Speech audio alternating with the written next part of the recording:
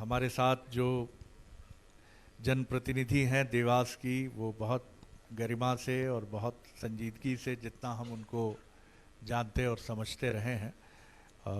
हमारे जो दूसरे मेहमान हैं वो भी देवास में प्रवेश कर चुके हैं, मुझे बताया जी सकलेचा जी। पहले आपसे मैं जानना चाहूँगा कि विकास को आपने एक जनप्रतिनिधि के नाते जिस तरह की परिस्थितियां रहीं, वो चुनौतीपूर्ण भी थीं, भावनात्मक भी थीं, आप राजनीति में आईं, सार्वजनिक जीवन में आईं, आपने देखा, फिर धीरे धीरे तो नहीं कहूँगा मैं, क्योंकि राजनेता बहुत तेज़ी से समझता है चीज़ों को, तो आपने चीज़ों को समझा भी। विकास की आपकी परिभाषा आप किस तरह से देखती हैं उसको? शरद जी, विकास के बारे में अभी पूर्व वक्ताओं ने बहुत विस्तार से बात की। मैं मानती हूँ विकास की बहुत सारी परतें होती हैं। हम विकास को डिफाइन नहीं कर सकते हैं कोई एक काम के लिए, या एक डायरेक्शन में बहुत सारे परतें होती हैं। मैं मानती हूँ हम उसको डिफाइन नहीं कर सकते कि विकास केवल सड़क, बिजली, पानी है, या एक मैं मानती हूँ एक वे ऑफ लाइफ है, उसको बेहतर बनाना या एक विचार को बेहतर बनाना भी विकास होता है। तो मैं मानती हूँ विकास को हम जिस तरह से अभी तक डिफाइन करते आ रहे हैं, उससे बहुत बड़ा विस्तृत रूप में इस पर एक बहुत बड़ी चर्चा हो सकती है। मैं मानती हूँ विकास शब्द पे आपने बहुत देखिए, इस बात को बहुत बुनिएगा। मैं सर का भी, सकलेचा जी का भी ध्यान, आशीष भाई का भी और मनोज भाई का भी ध्यान आकर्षित, जो इन्होंने बात कही है, विकास का मतलब क्या है। अभी मनोचिकित्सकों के एक सम्मेलन में मेरी कुछ सीनियर साइकेट्रिस्ट से बात हुई, उन्होंने कहा सबसे बड़ी चुनौती डिप्रेशन है इस दौर की। सब कुछ है जीवन में, आपको पता होगा कि यंगस्टर्स हैं हमारे बीच में, इस समय अर्ली 50s में रिटायरमेंट की प्लानिंग कर रहा है आपकी पीढ़ी का नौजवान। वो 30 साल के बाद ऊब रहा है काम से, वो कह रहा है बहुत हो गया, बर्नआउट हो रहा हूं मैं। नया शब्द आया है, बर्नआउट, पागल हो रहे हैं, वो बोर हो गए। इस बर्नआउट सिंड्रोम के लिए भी जनप्रतिनिधियों को सोचना पड़ेगा। आपके क्या काउंसलिंग के मैकेनिज्म है, ये भी विकास का हिस्सा है। एक युवा पीढ़ी का सदस्य जिसने बहुत मेहनत से इंजीनियरिंग, मेडिकल, MBA किया है, क्या वो अपने जनप्रतिनिधि को रात 2 बजे फोन करके कह सकता है मुझे नींद नहीं आती है, मुझे बताइए मैं क्या करूं, या मैं आपसे मन की बात कहना चाहता हूं। मुझे लगता है शायद आपने उस तरफ भी इशारा किया है कि डेवलपमेंट। जी, मैं मानती हूँ ये बर्नआउट का फेज जो है वो भी ज़्यादा तेज़ गति से चलने से होता है। हम वही काम एक एवरेज स्पीड से अगर हम वहाँ तक अपने मुकाम तक पहुँचने के लिए करेंगे तो बर्नआउट की स्थिति भी नहीं होगी, थकान भी नहीं होती है। और जब हम अपने मुकाम पे पहुँचते हैं तो उस मुकाम पे पहुँचने के बाद हम उसको एंजॉय भी कर सकेंगे। नहीं तो हम इतने थके हारे उस मुकाम तक पहुँचें कि हमें खुद को, अपनी जो चीज़ को हमने काबिल, वो जो हमने मुकाम पाया है, उसका हमको खुद को एहसास नहीं होता है। ये भी आपने बड़ी गहरी बात की, क्योंकि मैंने बर्नआउट सिंड्रोम को जर्नलिस्ट में भी देखा है, पॉलिटिशियन में भी देखा है कि बहुत तेजी से भागे और बहुत तेज उड़ान मानी गई। स्टूडेंट्स में भी वही बात हो रही है। स्टूडेंट्स में भी वही बात है कि आपको अनार की तरह जलना है या अगरबत्ती की तरह जलना है, ये आपको देखना है। आप बहुत देर तक चलेंगे, आपकी सुगंध सुवासित फैलेगी, और अनार एकदम से सबका ध्यान जरूर खींचता है, लेकिन थोड़ी देर बाद सिर्फ राख के ढेर के अलावा कुछ नहीं होता वहाँ। देवास के विकास को आप किस तरह देखती हैं? बहुत सारी बातें हैं, बहुत सारी चीज़ें हैं। मैंने एक सीनियर ब्यूरोक्रेट से, देखिए ब्यूरोक्रेट बड़े फोरसीन करते हैं चीज़ों को, वो आगे देख लेते हैं, उन्हें मालूम होता है क्या होने वाला है। एक सीनियर ब्यूरोक्रेट ने मुझसे कहा कि ये मध्य प्रदेश का गुरुग्राम होने वाला है निकट भविष्य में, बहुत बड़ी एक गुंजाइश है, और यहाँ बहुत तेज़ी से डेवलपमेंट आने वाले 10-15 सालों में होगा शरद जी।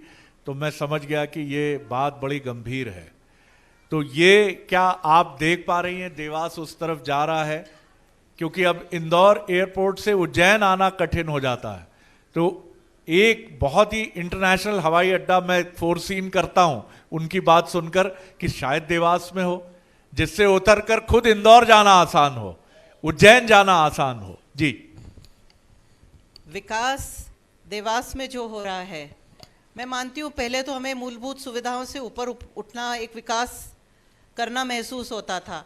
अब हम मूलभूत सुविधाएं माननीय शिवराज सिंह जी के नेतृत्व में, माननीय मंत्री जी के नेतृत्व में हम लोगों ने मूलभूत सुविधाओं को से परिपूर्ण किया है देवास को। अब हम जा रहे हैं विस्तृत विकास की तरफ। माननीय मंत्री जी बैठे हुए हैं, एमएसएमई की बहुत बड़ा सेक्टर एक देवास में आ रहा है। हमारा विपक्ष कुछ भी कहे, पर जो इंडस्ट्रियल एरिया है हमारे देवास में 100% भरा हुआ है और 100% ऑपरेशनल है। अभी कोई भी सिक यूनिट नहीं है आज की तारीख में यहाँ पर। उनको भरपूर पानी मिल रहा है, भरपूर बिजली मिल रही है, भरपूर सुंदर सड़कें, ट्रांसपोर्ट की व्यवस्था उनके पास बनी हुई है। तो विकास उस तरफ भी हो रहा है। आपको मैं एक छोटा सी बात बताती हूँ कि विकास केवल सड़कें, बिजली, पानी, इंडस्ट्रीज, रोजगार ये उपलब्ध कराने में तो हम कामयाब हुए हैं देवास में, पर विकास में इसे भी मानती हूँ। अभी कुछ दिन पहले हमारी कुछ 30-40 बहू बेटियों को एक कोई व्यक्ति ब्लैकमेल कर रहा था कि आपके पिक्चर्स, उनके पिक्चर्स फेसबुक से ले लिए थे और बोल रहे थे कि हम एक्सपोज करेंगे आपके पिक्चर्स। उन बेटियों के लिए हमने लड़कर, उस पुलिस अधिकारियों ने उसको पकड़कर उचित कार्रवाई की।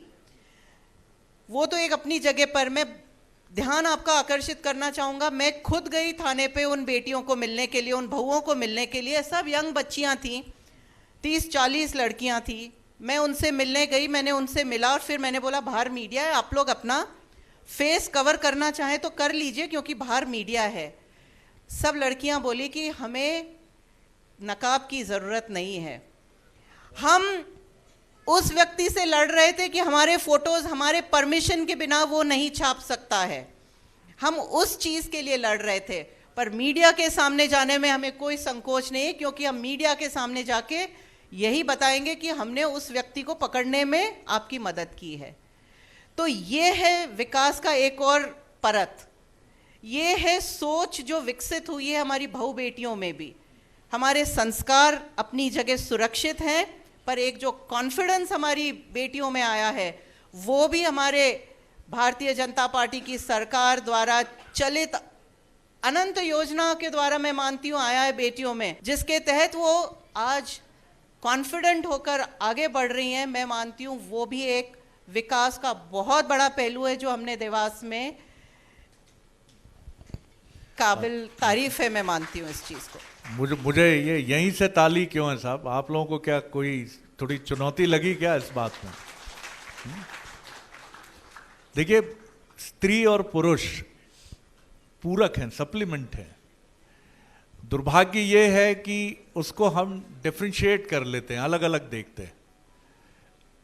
यही सबसे बड़ी चुनौती है। प्रकृति का जिसने भी निर्माण किया, जिसको हम ईश्वर कहते हैं, नेचर बोलते हैं, उसने सप्लीमेंट बनाया। तो मुझे बहुत अच्छा लगा आपने बात की कि मुझे ये भी लगता है कि वो जो बच्चियां, वो जो लड़कियां आपके पास आईं, वो इसलिए भी सहज थी कि वो एक महिला जनप्रतिनिधि के पास जा रही थी। आपकी पार्टी, उस पर यह भी एक बात होती है जैसे तमाम राजनीतिक दलों पर है। हालांकि संगठन में आपने अच्छा खासा, बीजेपी ने रिजर्वेशन दिया है। अभी चर्चा ये भी थी कि संसद का ये जो सत्र 18 सितंबर से शुरू हो रहा है, शायद वो वुमेन रिजर्वेशन की तरफ भी जाए, लेकिन एजेंडा आ चुका है। आप क्या सोचती हैं, क्या और अधिक टिकट्स न सिर्फ बीजेपी में बल्कि तमाम पार्टियों में महिलाएं जिस तरह से सामने आ रही हैं, अब एक बहुत बड़ा मैं खुद यहाँ कई यंग जनरेशन की बिटिया और गर्ल्स यहाँ मौजूद हैं। अब मैं उनकी आंखों में देखता हूँ कि हाँ, अब वो अपने पापा, अपनी मम्मी के लिए बिल्कुल वही रोल अदा कर रही हैं जो लड़का करता था कभी, बल्कि लड़के नहीं कर रहे हैं। अब माफ़ कीजिएगा, मैं देखता हूँ और शिकायतें भी सुनता हूँ कि लड़के उतना नहीं कर रहे हैं, क्योंकि एक बार अपने बॉस से मेरी बात हो रही थी, उनको कुछ पैसों की जरूरत थी। बॉम्बे में उन्होंने अपने बेटे से कहा, जो एक बड़े बैंक में था, और उनकी वाइफ से ये बात उनकी बेटी को अमेरिका में पता चल गई, वहां से तुरंत पैसे आ गए। बेटे ने 2 दिन बाद पैसे की बात की। बिटिया यानी बिटिया, अल्टीमेट है बिटिया। तो क्या वुमेन रिजर्वेशन कुछ और बढ़े, कुछ और आगे बढ़े चीजें? बेटियों को, महिलाओं को मौके तो मिलना चाहिए, क्योंकि मैं खुद मानती हूँ कि महिलाओं में काबिलियत है। कहीं ना कहीं वो पीछे हटकर रहती हैं। आप उनको मौके देंगे तो हर महिला, हर बेटी, हर बहू में ये शक्ति है कि वो साबित करके दिखाए कि वो उस मौके के काबिल है। तो मैं मानती हूँ बेटियों को और बहुओं को, महिलाओं को मौके तो मिलने चाहिए जिस तरह से बेटों को मिलते हैं। वाह, बहुत बढ़िया। कंक्लूड करूंगा 1-2 सवालों के साथ। आप दावा करेंगी ही कि 5वीं बार फिर बीजेपी सरकार। इस दावे के पीछे मजबूत आधार होना बहुत ज़रूरी है। 2018 में कुछ चूक रह गई थी और उस चूक से बहुत फोटो फिनिश था रिजल्ट, लेकिन फिर भी बीजेपी पीछे रह गई थी। बहुत सबक सीखा है, बहुत सारी चीज़ें ठीक की हैं, लेकिन अब बीजेपी में एक बहुत बड़ा वर्ग ऐसा भी है जो आकांक्षी वर्ग है, जो चाहता है कि हमें भी जगह मिले, क्योंकि सत्ता में आपकी भागीदारी बढ़ती है तो वो भी चाहता है हमारी भागीदारी भी बढ़े। आपका क्या आधार है? अगर 5वीं बार क्यों बीजेपी? देखिए, सबसे पहले तो शरद जी, चौथी बार भी सीट जरूर कम मिली थी, पर वोट भाजपा को ही ज़्यादा मिले थे। आप लोगों ने चुनाव का विश्लेषण किया होगा, आप लोगों को मालूम है उस वक्त भी जीत तो भाजपा की ही हुई थी, मैं मानती हूँ, क्योंकि वोट जनता ने ज़्यादा भाजपा को ही दिए थे। और इस बार भी जिस तरह से भारतीय जनता पार्टी के नेतृत्व, शिवराज सिंह जी के नेतृत्व में भारतीय जनता पार्टी ने काम किया है, हर वर्ग को छूने का काम किया है, हर वर्ग को के स्तर को ऊपर उठाने का काम किया है। मैं मानती हूँ हर पहलू को छू के हर क्षेत्र में विकास किया है। तो आदमी, औरत, बच्चे, बुजुर्ग सभी आशीर्वाद स्वरूप भारतीय जनता पार्टी को ही लाएंगे। ये केवल एक भारतीय जनता पार्टी के कार्यकर्ता होने के नाते नहीं बोल रही हूँ मैं एक बाहर की तरफ से भी जो हमने पूछा आप क्या उम्मीद करती हैं, भैया तो आपके भी हैं शिवराज जी, उन्होंने कहा हम चाहते हैं हमारे सम्मान की रक्षा हो। कई बार हम शहरों में, इंदौर की बात भी हुई, भोपाल की भी बात हुई, उन्होंने कहा जिस तरह की चुनौती कई बार हम देखते हैं, शराब की दुकानें हैं, शराब की दुकानों से निकलने वाले तत्व हैं, नशा एक बड़ी चुनौती बन गया है, और ये लोग कई बार हम में एक असुरक्षा की भावना पैदा करते हैं। कई लड़कियां हैं जो अब लेट नाइट शिफ्ट में जर्नलिज्म में भी काम करती हैं, वो कहती हैं हम भी रात 11 बजे निकलना चाहते हैं, हम भी 12 बजे राजवाड़ा जाकर कुछ खाना चाहते हैं। ऐसा एक एनवायरनमेंट और मिले। ऐसा नहीं है कि एनवायरनमेंट बहुत खराब है, लेकिन हमारे सम्मान के लिए ये गिफ्ट हमें मध्य प्रदेश सरकार बहुत ताकत से दे तो हमारे लिए बहुत अच्छी बात हो। मैं मानती हूँ इसके लिए हमारी बेटियों को, जो युवा वर्ग है महिलाओं में, उनको एक इनर कॉन्फिडेंस देना बहुत ज़रूरी है। उनको इनर कॉन्फिडेंस चाहिए, ये कोई दे नहीं सकता उनको, उन्हें खुद कल्टिवेट करना पड़ेगा अपने अंदर कि हमें किसी से डर नहीं है।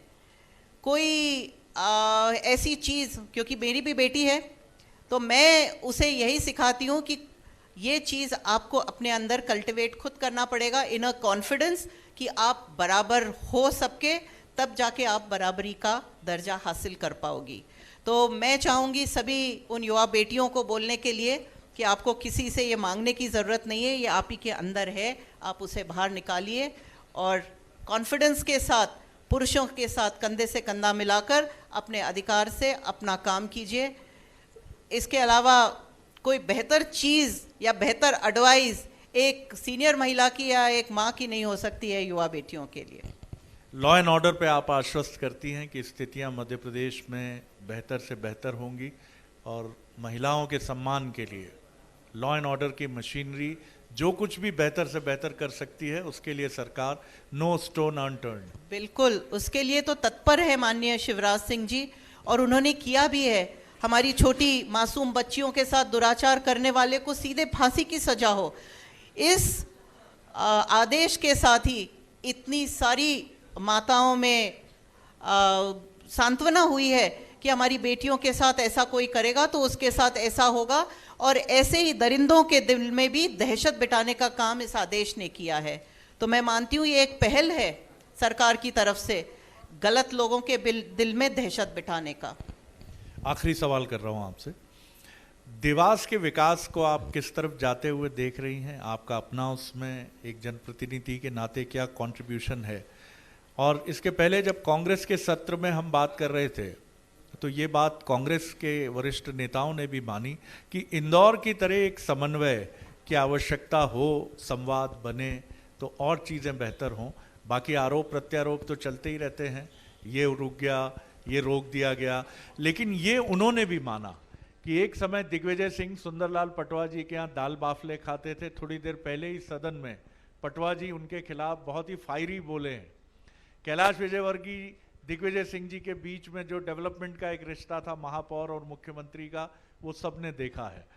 बाबूलाल गौर और कमलनाथ जी के जो रिश्ते थे, अटल जी के और नरसिम्हा राव जी के जो रिश्ते थे, इसको और बेहतर करने की जरूरत है। ये दबाव क्या आप अपने ऊपर भी महसूस करती हैं? बिल्कुल ज़रूरत है। एक समय था, एक बहुत सीनियर लीडर थे प्रभात शेखर जी, जो यहाँ से देवास से जीतते थे।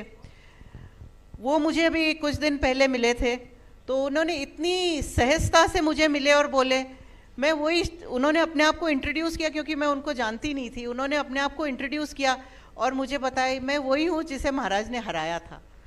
तो इतने सीनियर लीडर इतने सहजता से, इतनी अपने सहजता से अपने आप को इंट्रोड्यूस कर पाते हैं और आके बात कर सकते हैं। मैं मानती हूँ कि वो संबंध कांग्रेस में हो या बीजेपी में हो, पार्टी विशेष में नहीं रहते हुए इस चीज़ को बढ़ावा देने की बहुत ज़रूरत है। मैं मानती हूँ देवास को आगे कैसे ले जा रही हैं आप? किस देवास तरह से आप में मैं प्लान मानती हूँ पिछले 3.5 साल में तो उल्लेखनीय विकास हुआ है। इतना हुआ है कि लोगों ने कभी कल्पना नहीं की थी। उस स्तर का विकास देवास में माननीय शिवराज सिंह जी के नेतृत्व में हम कर पाए हैं, और इसे आगे ले जाना ये हमारे लिए बहुत ज़रूरी है। कुछ चीज़ें हैं जो अधूरी रह गई हैं। रसूलपुर पे ओवरब्रिज है, जो उज्जैन चौराहे से लेके नागूखेड़ी तक जो रास्ता है, ये सब प्रस्तावित हैं, कंप्लीट करना है। इसके अलावा आने वाले 5 साल में बहुत सारी चीज़ें जो हमने हमारे विजन बोर्ड में बना के रखी हैं, उन्हें कंप्लीट करना है। तो विकास तो कभी रुकता नहीं है, जितना करेंगे उतना कम है। इसे आगे ले जाने के लिए पूरी तरह से जैसा हमारा विजन बोर्ड हमें बताता जाएगा, हम करेंगे। अभी चुनाव के समय हम अपना विजन बोर्ड पब्लिकली अनाउंस भी करेंगे, बताएंगे भी कि हम अगले 5 साल में क्या करना चाहते हैं। पिछले चुनाव के समय माननीय मुख्यमंत्री जी आए थे देवास, हमने नगर निगम में बैठ के एक मीटिंग की थी। माननीय मुख्यमंत्री जी ने ही एक हमें बोला था कि एक अगले 5 साल का एक विजन तैयार कीजिए। उनके नेतृत्व में उस बैठक में हमने तैयार किया था। आज बताते हुए मुझे बहुत खुशी होती है कि वो हम पूरा कर चुके हैं और उसके आगे बढ़ के 4 काम और किए हैं हमने। तो इस बार मैं मानती हूँ, मैं जैसे बोलती हूँ, पहली बार हम चुनाव में उतरेंगे, गर्व से सिर ऊंचा करके हाथ जोड़ के जनता से वोट मांगेंगे और बोलेंगे कि आपने वो आपको वादा किया था वो सब काम पूरे किए हैं और अब फिर आपके पास वोट मांगने आए हैं। नहीं तो पहले जाते थे कि हमें वोट दीजिए, हम आपका ये काम करेंगे। तो ये फर्क है पहले चुनाव में और इस चुनाव में। बहुत धन्यवाद और बहुत शुभकामनाएं कि जिस आत्मविश्वास से आपने ये बात कही है, ईश्वर करे आप इस मार्ग पे आगे बढ़ें, क्योंकि एक जनप्रतिनिधि का चेहरा चमकता हुआ आत्मविश्वास से भरा तभी होता है जब वो महसूस करता है कि उसने अपनी उत्तर पुस्तिका में बहुत अच्छे तरीके से आंसर लिखे हैं और उसकी डिवीज़न बहुत अच्छी और पक्की, बहुत ही बेहतर होने की उम्मीद है। बहुत शुभकामनाएं आपको।